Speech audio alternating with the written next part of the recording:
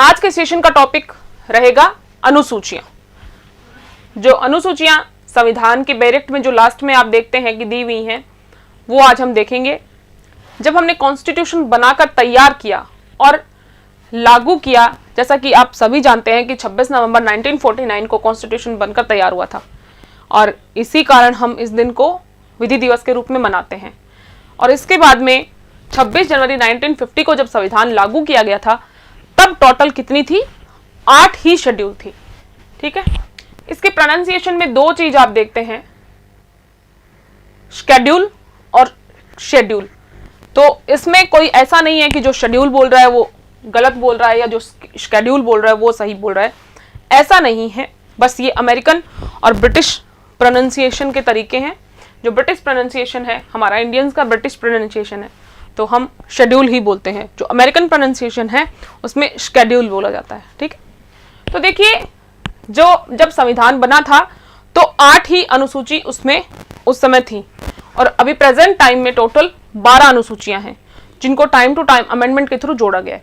और बहुत बार ऐसा होता है कि शेड्यूल में डायरेक्ट क्वेश्चन पूछ लिया जाता है। देखिए, कॉन्स्टिट्यूशन में शेड्यूल मतलब एक बहुत आसान पार्ट है कि क्वेश्चन अगर पूछा जाएगा तो आप आराम से कर पाएंगे। देखिए, अगर हम पहली अनुसूची की बात करें तो इसमें देखिए, पहले हम सबके नाम देख लेते हैं। पहली अनुसूची देश के 28 राज्यों का उल्लेख है, उसके बारे में बात की गई है। दूसरे में वेतन भत्ते पेंशन के बारे में, तीसरी शपथ के बारे में, चौथी राज्यसभा में सीटों के उल्लेख के बारे में, पांचवी में SC अनुसूचित जाति और जनजाति क्षेत्रों के प्रशासन के बारे में, छठी में है असम त्रिपुरा मेघालय मिजोरम के जनजातीय प्रशासन के बारे में, सातवीं में है केंद्र और राज्यों के बीच शक्ति का बंटवारा, आठवीं में लैंग्वेज से रिलेटेड है, 9th है भूमि सुधार से संबंधित और 10th है दल बदल, 11वीं है पंचायतों का प्रावधान और 12वीं है नगर निकायों का प्रावधान। ठीक है, क्लियर? तो पहली अनुसूची की अगर बात करते हैं तो राज्यों के नाम और न्यायिक क्षेत्र एवं सीमाओं का उल्लेख है। ठीक है, क्या है?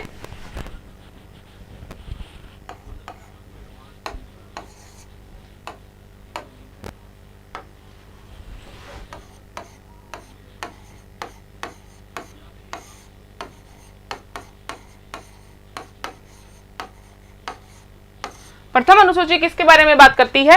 राज्यों के नाम और उनके न्यायिक क्षेत्र। राज्यों के नाम और उनके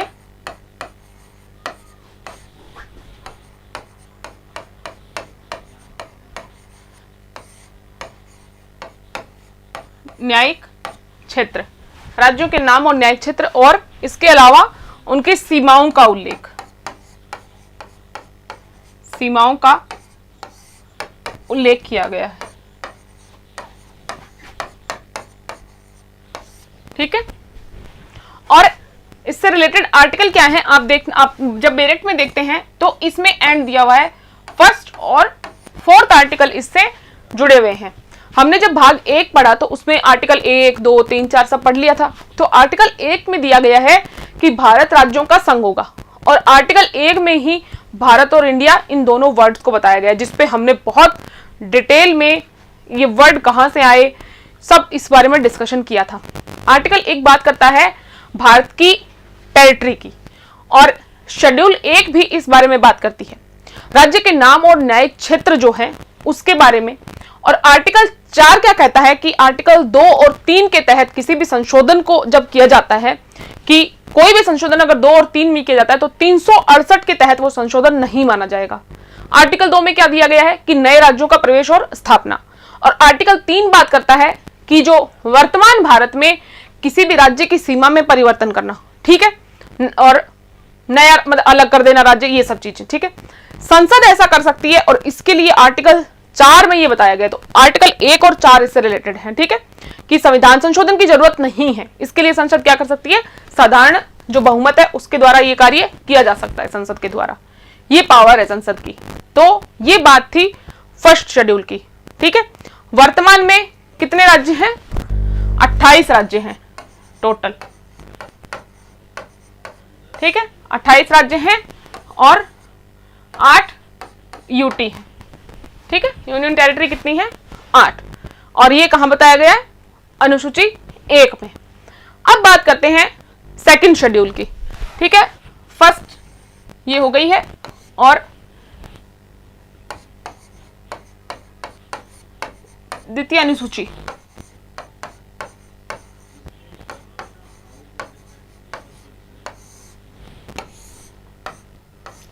दूसरी अनुसूची किसके बारे में बात करती है?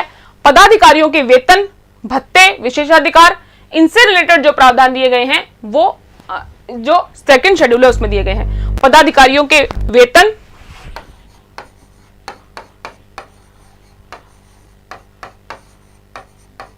कार्यों के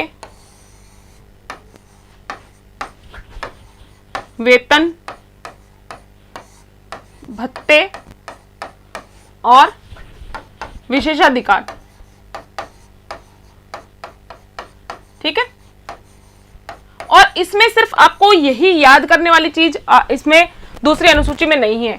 दूसरी अनुसूची में इसके साथ साथ आपको क्या करना है कि किस किस के वेतन, भत्ते और विशेषाधिकार बताए गए हैं, ये भी आपको याद रखना है। तो फर्स्ट कौन है? भारत के राष्ट्रपति, कि इनके पास इनको कितना वेतन दिया जाएगा, क्या भत्ते दिए जाएंगे, कौन सी विशेषाधिकार, इनको कौन से विशेषाधिकार दिए जाएंगे। इसके बाद में है राज्यों के राज्यपाल। ठीक है, ये सब आपको नोट डाउन करना है कि अनुसूची ये याद रखना है कि किस किस के बारे में बात की गई है। लोकसभा के अध्यक्ष और उपाध्यक्ष, लोकसभा के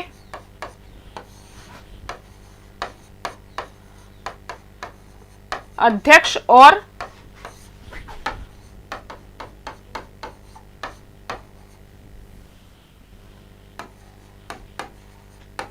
उपाध्यक्ष। क्लियर?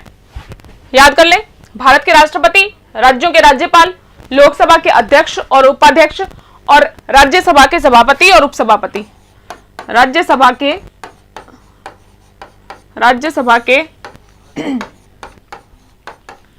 सभापति और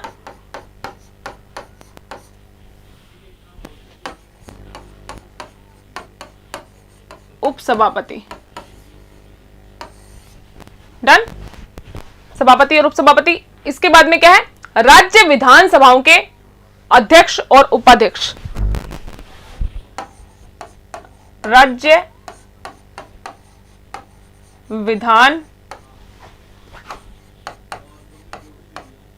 सभाओं के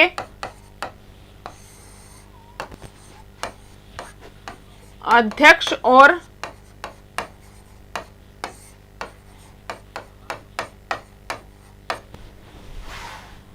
उपाध्यक्ष।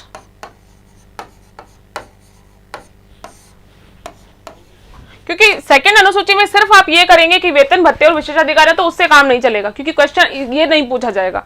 ठीक है, राज्य विधानसभाओं के अध्यक्ष और उपाध्यक्ष। इसके बाद में है राज्य विधान जो विधान परिषद है, जहां पे विधान परिषद है उनके सभापति और उपसभापति। राज्य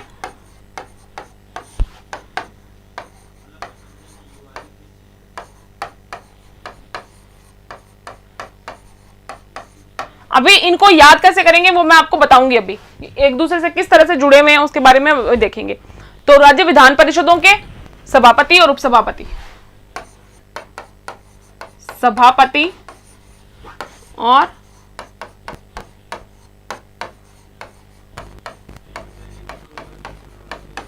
उपसभापति। ठीक है, कितने हो गए हैं?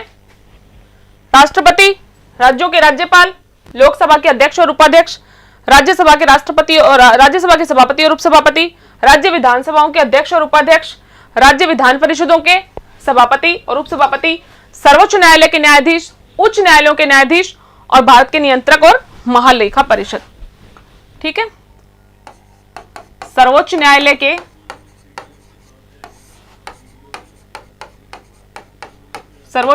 के न्यायाधीश और उच्च न्यायालयों के न्यायाधीश।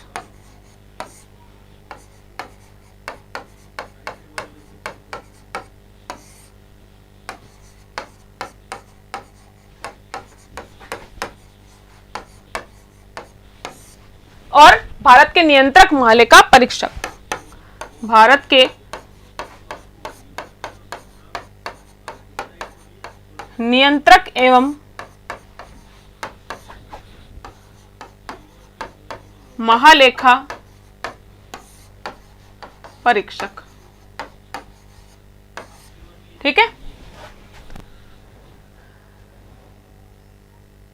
ये हो गए सबके नाम कि क्या क्या है। देखिए आप इसमें देखते हैं कि एक दूसरे से आप कनेक्ट कर सकते हैं कि जैसे लोकसभा के अध्यक्ष और उपाध्यक्ष हैं, तो राज्य विधानसभा के देखिए कि लोकसभा के अध्यक्ष और जो उपाध्यक्ष हैं, जो ये किससे जुड़ेगा, जो राज्य विधानसभाओं के अध्यक्ष और उपाध्यक्ष हैं।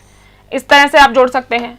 ठीक है, और इसके अलावा आप जो राज्यसभा के सभापति और उपसभापति है, तो ये राज्य विधान परिषदों के सभापति और उपसभापति हैं। ठीक है, इस तरह से जैसे भारत में राष्ट्रपति, तो राज्यों में राज्यपाल, और फिर दो बचे हैं सर्वोच्च न्यायालय के न्यायाधीश, उच्च न्यायालय के न्यायाधीश। बचे एक एक्स्ट्रा से है, वो भारत के नियंत्रक और महालेखा परीक्षक। ठीक है, क्लियर। यानी कि ये क्या है, कैग जो है। ठीक है, और आर्टिकल 59(3), 65(3), 75(6), 97, 120, 5, 148(3), 158(3) और 164(5), 186, 221 जुड़े हुए हैं। ठीक है,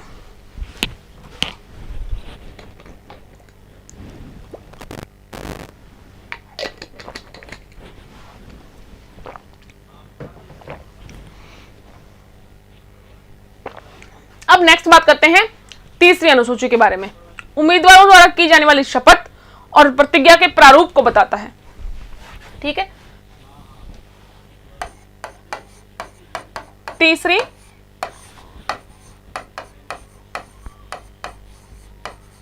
अनुसूची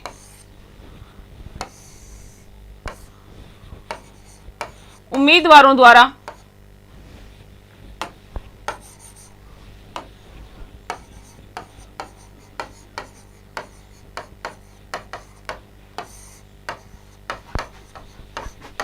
ली जाने वाली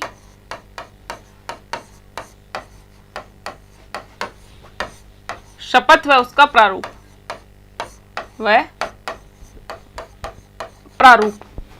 ये इसके बारे में बात करते हैं। ठीक है, और इसमें आप देखेंगे कि शपथ लेता कौन कौन है उसके बारे में बताया गया है। तो सबसे पहले हैं संघ के मंत्री।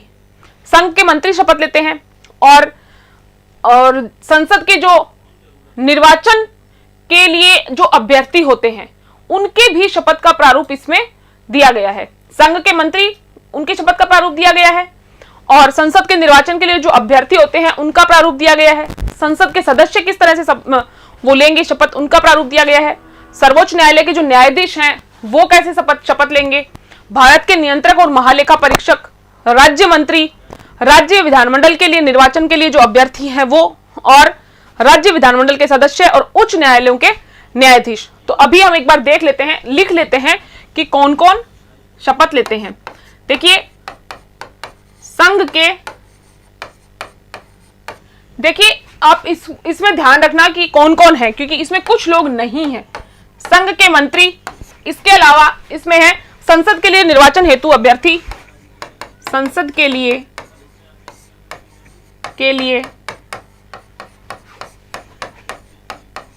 निर्वाचन हेतु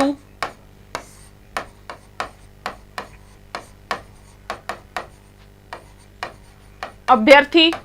देखिए यहां पे जो प्रोटेम होते हैं उनके बारे में, प्रोटेम स्पीकर होते हैं उसके बारे में बात की जा रही है कि जो अन्य सदस्यों को शपथ दिलाते हैं। इसके अलावा है संसद के सदस्य, संसद के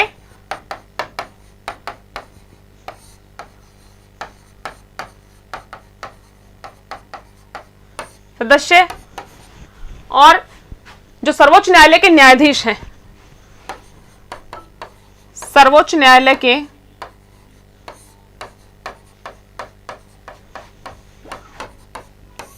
के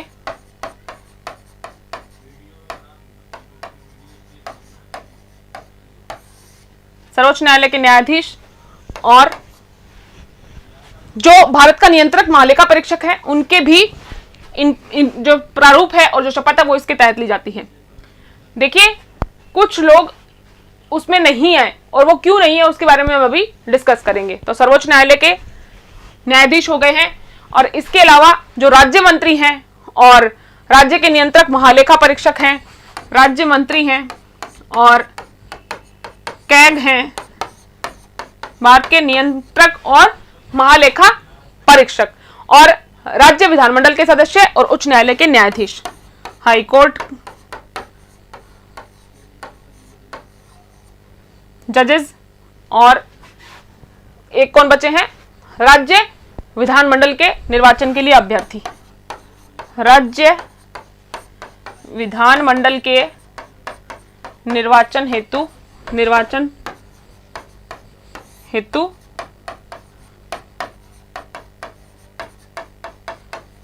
अभ्यर्थी। क्लियर? भारत के नियंत्रक महालेखा परीक्षक हो गए। देखिए ये टोटल कितने हैं, 1 2 3 4 5 6 7 8 9 होते हैं। ये क्या मिस कर दिया है हमने, राज्य मंत्री, कैग।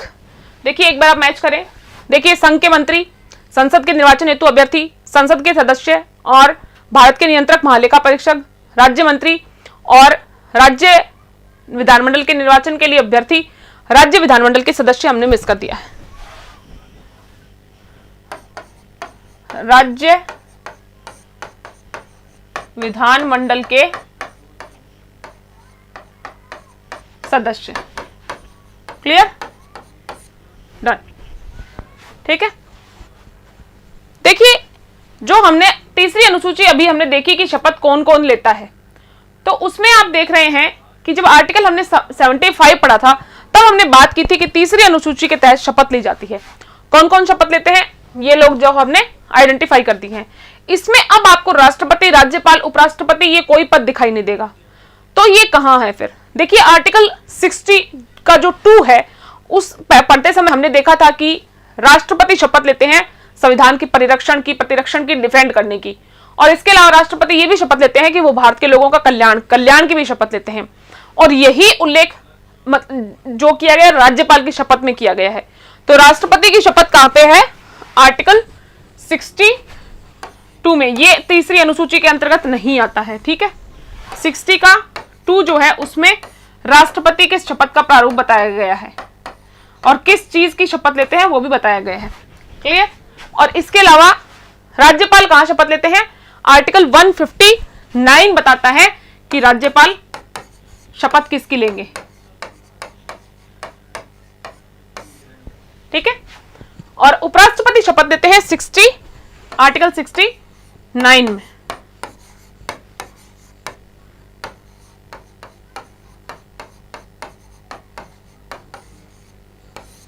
क्लियर? अब बात करते हैं 4th शेड्यूल की। ये बात करती है राज्यों और केंद्र शासित प्रदेशों के लिए राज्यसभा के सीटों के आवंटन की। ठीक है, 4थी अनुसूची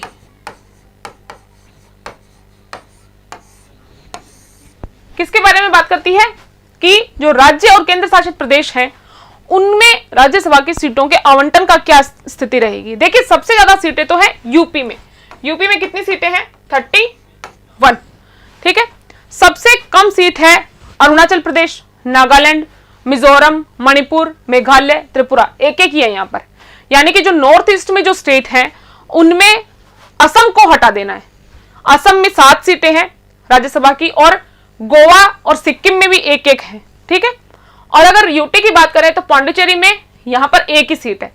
ये आपको याद रखना है, बहुत इजी है। नॉर्थ ईस्ट में असम को निकाल देना है, बाकी सब में एक एक सीट है। गोवा और सिक्किम ये हमारे बहुत छोटे छोटे स्टेट हैं एरिया वाइज, यहां से भी एक सीट है, क्योंकि बहुत छोटे राज्य वैसे भी ध्यान रह जाते हैं। जैसे हमारे देश का सबसे बड़ा राज्य राजस्थान एरिया वाइज, तो ऐसे में आपको ध्यान में रहेगा। यहां पर आप ज्योग्राफी का यूज कीजिए, क्योंकि बिल्कुल हम संविधान पढ़ रहे हैं, अनुसूचियां पढ़ रहे हैं, लेकिन सारे जीके जीएस के जो सब्जेक्ट हैं वो कहीं ना कहीं इंटर रिलेट होते हैं, इंटरलिंक्ड होते हैं। और अगर यहां आपको थोड़ा भी मैप याद होता है तो आप नॉर्थ ईस्ट का मैप अपने दिमाग में तुरंत क्लिक करें, तो असम, वहां पे आप देखेंगे कि हाँ असम को हटाना है, बाकी सबको यहां पे देखना है कि एक एक सीट है। सिक्किम जो कि क्या है, नेपाल और भूटान के बिल्कुल बीच में है, तो सिक्किम में एक सीट है। इसके अलावा गोवा महाराष्ट्र और कर्नाटका के बीच में बिल्कुल बाउंड्री पे है, बहुत छोटा सा राज्य है, वहां पे भी एक सीट है। तो ये मैप भी लगातार आपके दिमाग में चलता रहना चाहिए। तो ये है अपनी फोर्थ शेड्यूल। ठीक है, ध्यान में रखना है ये। ठीक है, क्या देखा है हमने कि एक एक सीटें कहां कहां है।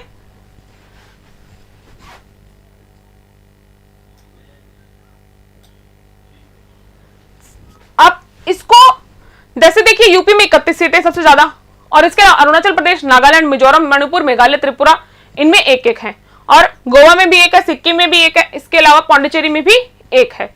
ठीक है, तो एरिया वाइज आपको याद रखना है। क्लियर। अब नेक्स्ट हम बात करेंगे किसकी, पांचवी अनुसूची के बारे में। पांचवी अनुसूची है अनुसूचित क्षेत्रों और जो जनजातीय क्षेत्र हैं उनके प्रशासन और नियंत्रण के बारे में उपबंध किए गए हैं। किसमें, पांचवी अनुसूची में।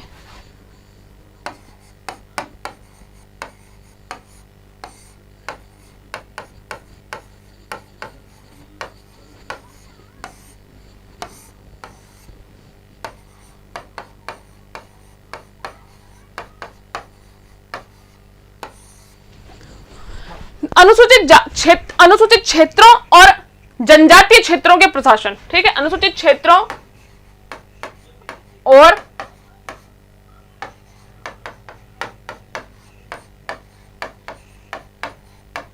जनजातीय क्षेत्रों के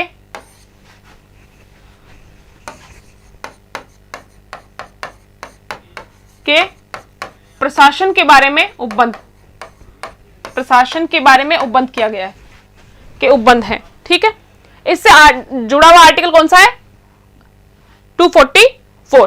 ठीक है, क्लियर। अनुसूचित जनजातियों के जो क्षेत्र हैं उनके लिए हमने जब पढ़ा था तब भी हमने देखा था कि देखिए बहुत सेंसिटिव एरियाज होते हैं, और इसलिए यहां से क्वेश्चन भी पूछे जाते हैं। और जो मतलब यहाँ पे जो अनुसूचित जनजातियां जहां पे रहती हैं उनके निवास क्षेत्रों में राष्ट्रपति के निर्देश से एक जनजातीय सलाहकार परिषद का भी गठन किया जाता है। ठीक है, ये जब हमने आर्टिकल पढ़ा था तो इसको बहुत अच्छे से पढ़ा था कि और यहाँ पे मतलब इसको बिल्कुल वर्ड टू वर्ड याद रखना है। ठीक है, ऐसे नहीं है, घुमा फिरा नहीं देना इधर उधर। एक सलाहकार परिषद का गठन किया जाता है किसके लिए, किसके द्वारा, जो अनुसूचित जनजातीय जो इनके निवास के क्षेत्र है, राष्ट्रपति के निर्देश से वो किया जाता है। ठीक है, और यहाँ के जो राज्यपाल होते हैं उनके पास में जो अदर स्टेट के राज्यपाल हैं, जैसे कि आप देखेंगे कि त्रिपुरा में अनुसूचित क्षेत्र है, नागालैंड में अनुसूचित क्षेत्र है, मिजोरम में है, तो इनके जो राज्यपाल होते हैं इनके पास में अन्य राज्यों के जो राज्यपाल हैं उनकी तुलना में ज्यादा पावर्स होते हैं। कि जैसे कोई सेंटर कानून बनाता है, स्टेट कानून बनाता है, तो वो ये डिसाइड कर सकते हैं कि इनके जो स्पेसिफिक अनुसूचित एरिया जो हैं, शेड्यूल्ड एरिया जो हैं, उनमें वो लागू होंगे या नहीं होंगे, ये पावर राज्यपाल के पास में होती है।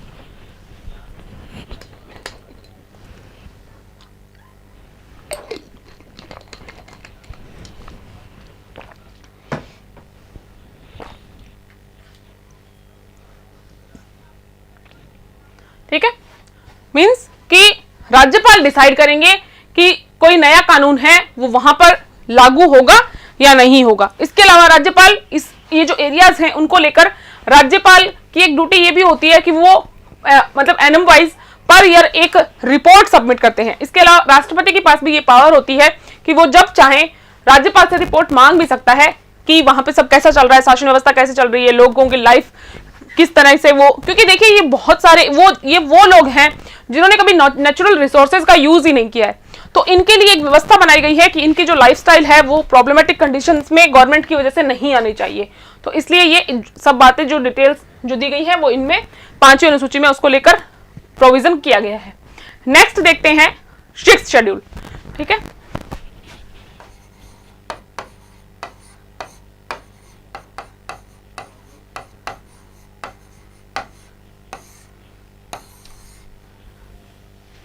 अनुसूची। छठी अनुसूची में देखिए असम, त्रिपुरा, मेघालय और मिजोरम। असम, त्रिपुरा, मेघालय और मिजोरम, 4 राज्य हैं, ठीक है। असम, मेघालय, त्रिपुरा और मिजोरम। इन राज्यों के जो जनजातीय क्षेत्र हैं उनके प्रशासन के बारे में वो बंद है। इनके जो जनजातीय क्षेत्र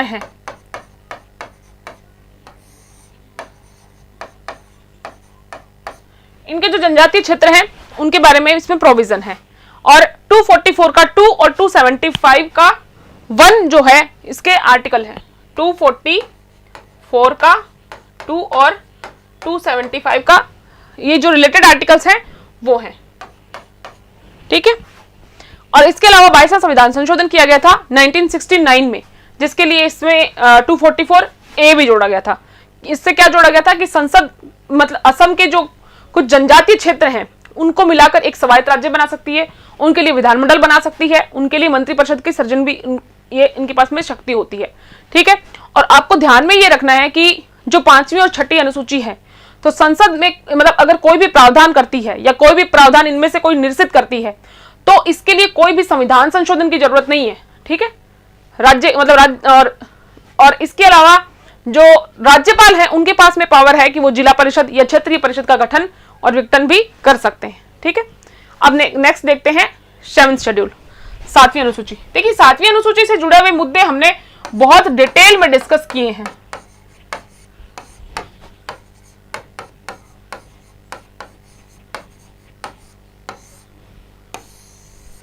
सातवीं अनुसूची क्या है कि ये शक्तियों का विभाजन, संघ सूची, राज्य सूची और समवर्ती सूची ये तीनों बताई गई हैं। और राज्य और केंद्र के मध्य जो क्या है पावर्स को डिवाइड किया गया है, ठीक है। और संघ सूची जिसमें सेंटर कानून बनाता है, राज्य सूची जिसमें राज्य कानून बनाता है और समवर्ती सूची दोनों कानून बना सकते हैं। लेकिन कॉन्फ्लिक्ट होने पर केंद्र का कानून लागू होगा। लेकिन आपको याद हो तो जब हमने इसको पढ़ा था, इस टॉपिक को जब आर्टिकल्स जब हमने पढ़े थे तो तब हमने देखा था कि अगर कानून राज्य ने भी बनाया है और सेंटर ने भी बनाया है, लेकिन अगर दोनों में किसी तरह की कॉन्फ्लिक्ट होता है तो सेंटर का लागू होगा। लेकिन अगर स्टेट अपने कानून पर राष्ट्रपति की अनुमति ले लेता है तो राज्य वाला प्रभावी हो जाएगा। देखिए संघ सूची में जब संविधान लागू हुआ था तो 97 विषय थे, ठीक है। संघ सूची, स्टेट लिस्ट, यूनियन शब्द का यूज ही यहां पे किया गया है और कॉन्करेंट लिस्ट।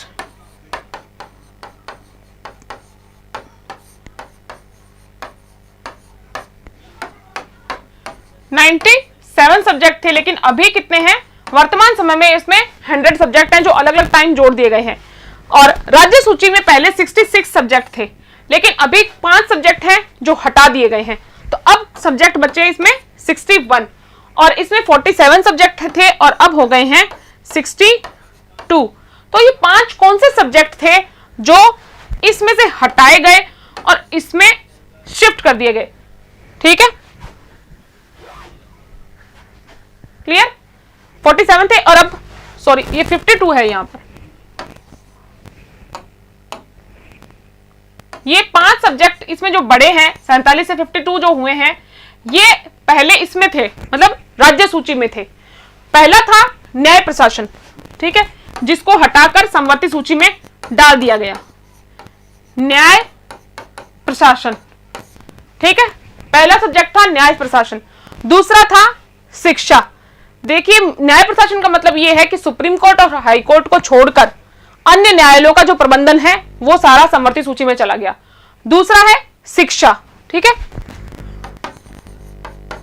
5 जो सब्जेक्ट हैं जो राज्य सूची से निकालकर समवर्ती सूची में डाले गए थे उनके बारे में हम बात कर रहे हैं, ठीक है।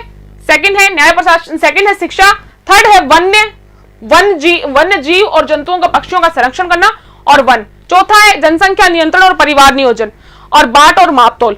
देखिए न्याय प्रशासन, शिक्षा, वन और जितना ये वन्य जीव जितने होते हैं, जितना उन और जो पक्षी हैं उनका जो संरक्षण है, ये सब काम पहले जनसंख्या नियंत्रण का काम, परिवार नियोजन से रिलेटेड मामले, बाट मापतोल, ये सब पहले राज्य सूची के विषय थे, राज्य उन पे कानून बनाता था। लेकिन अब क्या किया है, ये कंडीशन, क्योंकि आप खुद देखिए न्याय प्रशासन है, शिक्षा है, तो देखिए मतलब स्टेट बोर्ड भी होता है, सीबीएसई बोर्ड भी होता है। शिक्षा के मामले में राज्य भी काम कर सकता है और सेंटर भी काम कर सकता है। वन जीव पक्षियों के बारे में दोनों काम कर सकते हैं। जनसंख्या नियंत्रण, क्योंकि देखिए ये ऐसे सब्जेक्ट है जिन पे सीधी सी बहुत इंपॉर्टेंट सी ये मतलब एक जनरल सा फैक्ट है कि दोनों को राइट होना चाहिए। ठीक है, थर्ड इसमें होगा वन जीव और पक्षी, वन्य जीव और पक्षी, और इसके बाद में है जनसंख्या नियंत्रण और परिवार नियोजन। ठीक है, ये इसके साथ में है परिवार नियोजन। और इसके बाद में नेक्स्ट होगा बाट और मापतोल, तो ये पांचों सब्जेक्ट क्या किए गए थे, राज्य सूची से हटाकर किसमें जोड़ दिए गए थे, समवर्ती सूची में, ताकि स्टेट और सेंटर दोनों इस पर काम कर सके। ठीक है, अब इसके बाद में हम नेक्स्ट देखेंगे 8th शेड्यूल।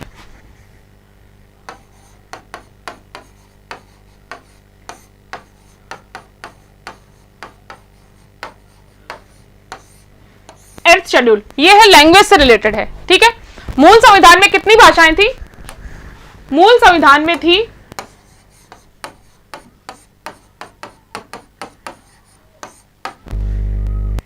14 लैंग्वेज। ठीक है, 14 भाषाएं थी। उसके बाद में वर्तमान संविधान में कितनी है,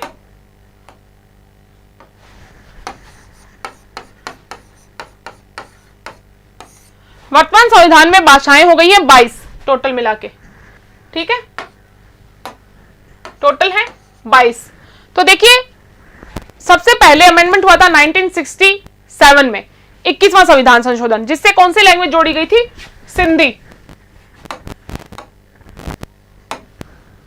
जोड़ी गई थी। किससे, देखिए ये एक सिंगल लैंग्वेज यही जोड़ी गई थी।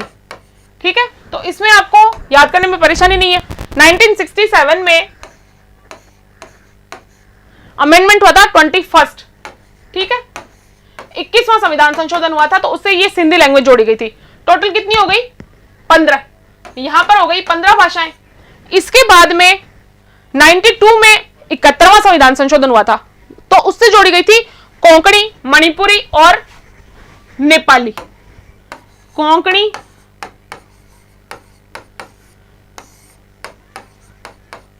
मणिपुरी और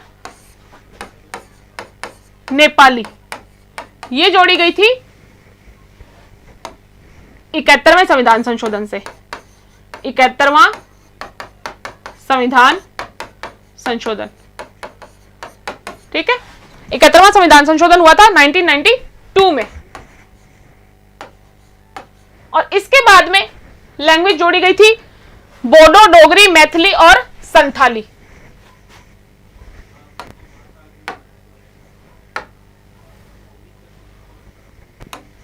बोडो,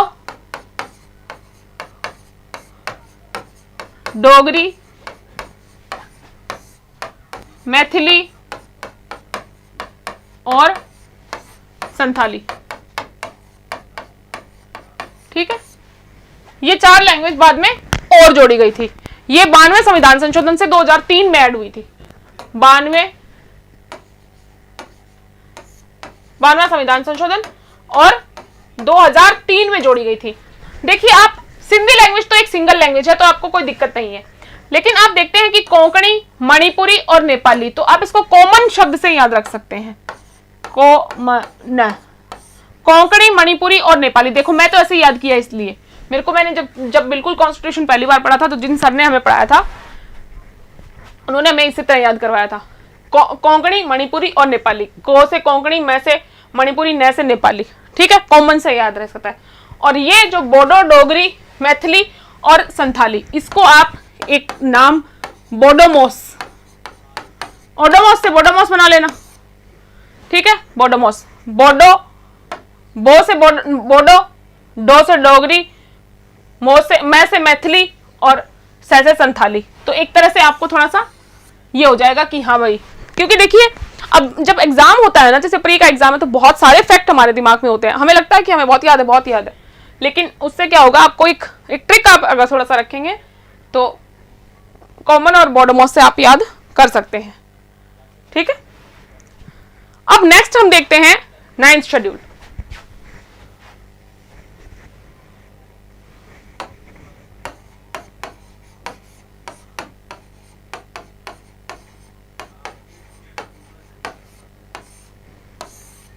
नवीं अनुसूची।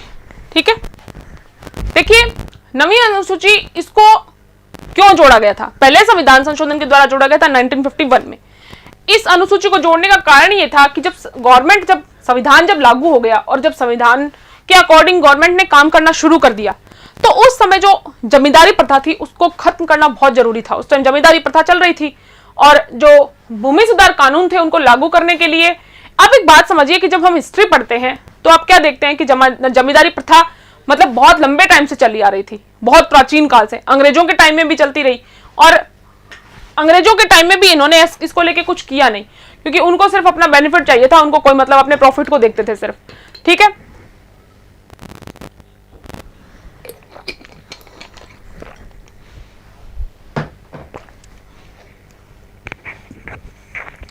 तो ये क्या था कि जब इंडिया आजाद हो गया तो उसके बाद में संपत्ति का अधिकार देश में दिया गया था। तो बार बार जब जैसे ही संपत्ति को लेकर गवर्नमेंट कुछ करती तो लोग सुप्रीम कोर्ट चल जाते अधिकारों के हनन के तहत, आर्टिकल 31 में, जिसको अब निषिद्ध कर दिया गया है।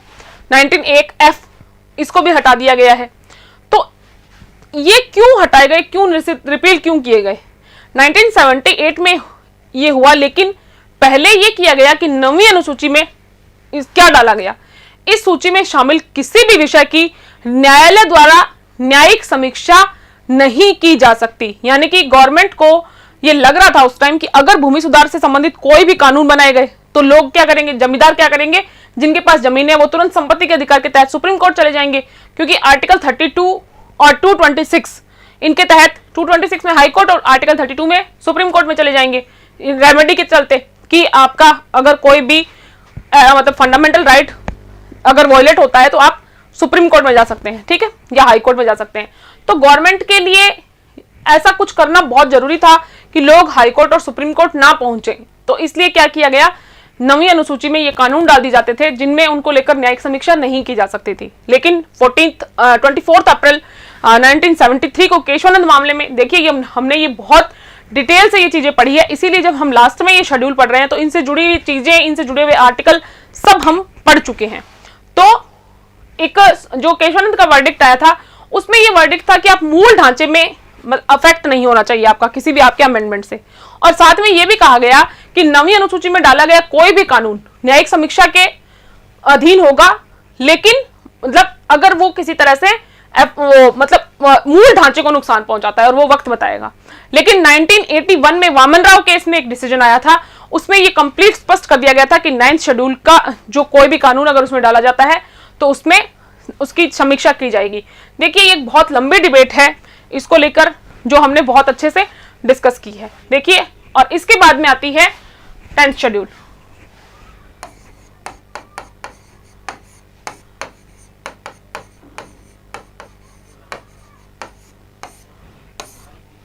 दसवीं अनुसूची। देखिए 9वीं अनुसूची में जितने केस हैं, गोरखनाथ को लेकर मामले जितने हैं, और सज्जन सिंह वाला मामला है, चाहे मिनरवा मिल्स वाला मामला चाहे आप ले लें, ये केशवानंद का मामला ले लें, ये सब हमने बहुत अच्छे से पढ़ा है। तो 10वीं अनुसूची क्या है, दल बदल से संबंधित जो प्रावधान है उनका उल्लेख किया गया है। दल बदल से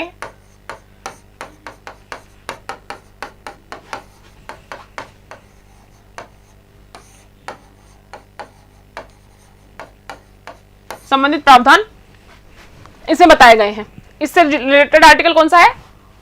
देखिए कि यदि कोई भी सांसद या विधायक दल बदल करता है तो उस आधार पर उसको क्या किया, अयोग्य घोषित किया जा सकता है। लेकिन अगर 2/3 लोग दल बदल करते हैं तो उसे अयोग्य घोषित नहीं किया जाएगा। और ये कौन बताते हैं? आर्टिकल 102 का सब क्लोज 2 और उसके अलावा 191 का 2, 191 का सब क्लोज 2, ये इस बारे में बात की, यहाँ इनके बारे में बात की गई है कि किस तरह से अयोग्य घोषित किया जाएगा, और अयोग्य घोषित करेगा कौन? लोकसभा अध्यक्ष। ठीक है। और इसके अलावा एक केस आया था कि होतु होलोहन मामला आया था 1992 में, कि जो अध्यक्ष का निर्णय होगा उसकी वो क्या होगा, उसका न्यायिक समीक्षा की जाएगी कि हाँ भाई उसने सही डिसीजन दिया है या फिर नहीं दिया। ठीक है। 11वीं अनुसूची बात कर जो जोड़ी गई थी 73वें संविधान संशोधन द्वारा, इसको जोड़ा गया था 1992 में, और इसमें क्या दिया गया? पंचायत की शक्तियां और प्राधिकार। 11वीं अनुसूची किससे जुड़ी थी? 73वें संविधान संशोधन से।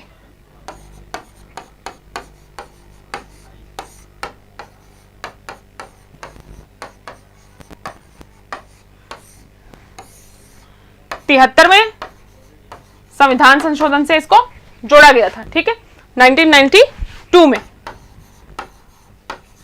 क्लियर? 92 में जोड़ा गया था, और इसमें क्या बताया गया था?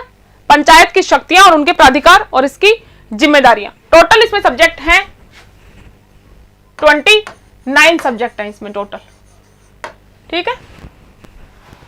और जो पंचायत की शक्तियां हैं, प्राधिकार हैं, जिम्मेदारियां हैं, उसके बारे में बात की गई है। और इसका रिलेटेड आर्टिकल क्या है?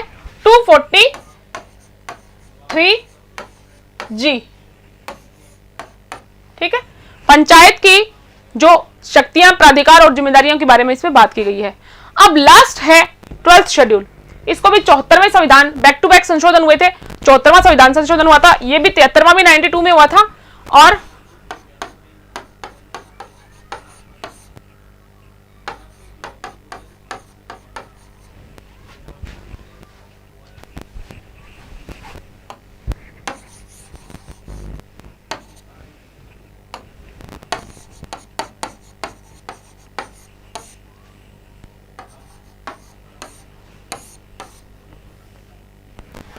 शेड्यूल इसको भी 92 में हुआ था। ये भी 74th अमेंडमेंट उसके थ्रू जोड़ा गया था।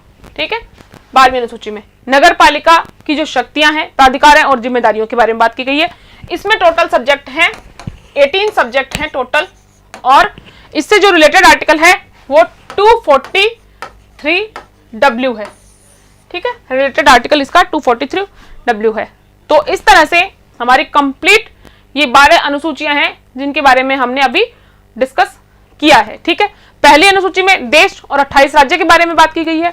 दूसरी अनुसूची में वेतन भत्तों के बारे में। तीसरी अनुसूची में शपथ के रिलेटेड बात की गई है। फोर्थ में राज्यसभा की जो सीटें हैं उनके आवंटन के बारे में बात की गई है। और 5वीं अनुसूची में अनुसूचित जाति और जनजाति के प्रशासन के बारे में बात की गई है। 6ठी अनुसूची में असम, मेघालय, त्रिपुरा और मिजोरम, इनके जो जनजातीय प्रशासन है उसके बारे में बात की गई है। 7वीं अनुसूची में शक्तियों का विभाजन है, तीनों सूचियां बताई गई हैं। 8वीं में लैंग्वेजेस के बारे में बात की गई है। अनुसूची 9 में भूमि सुधार कानूनों के बारे में। 10वीं में दल बदल के बारे में। 11वीं में पंचायत राज, और 12वीं में नगर पालिका से रिलेटेड प्रोविजन दिए गए हैं। तो इस तरह से हमने आज पूरी 12 अनुसूचियों को देखा है। ठीक है। तो अभी का सेशन यहीं तक रहेगा।